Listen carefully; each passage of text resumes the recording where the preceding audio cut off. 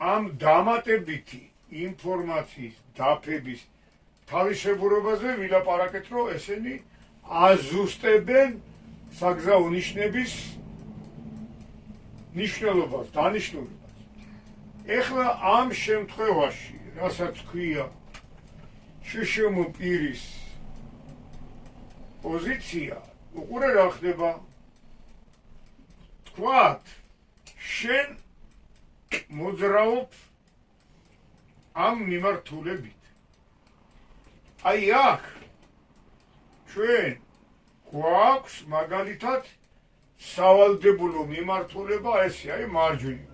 მიმთითებელი ნიშანი ხო გახსოვს? წადი მარჯვნივ. იმოძრავე მარჯვნივო. ამ სავალდებულო მიმართულებას ქვემოთ აქვს დამატებითი დაფა, აი რომელიც გვიზუსტებს ეს ნიშანიო გეხება თქვენ ყველასო. გაიგე?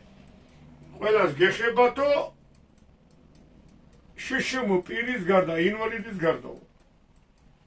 ანუ ინვალიდს არ ეხება, ეხება სხვა ავტომობილებს. კი ბატონო, ესე იგი, ყველა მიმოძრავეთ მარჯვნივო, აი აქო, თუ შენ აქ გექნება ნიშნის ამომცნობი ტრაფარეტი, აი აქ საცნობი ნიშანი უბრალოდ, მაშინ შენ თუ ხარ შშმ პირი, გინდა პირდაპირ წადი, გინდა მარცხნივ წადი, გინდა მობრუნდი და წამოდი უკარო, თუ ნიშნები არ იქნება ამგზავრა. მიხდი?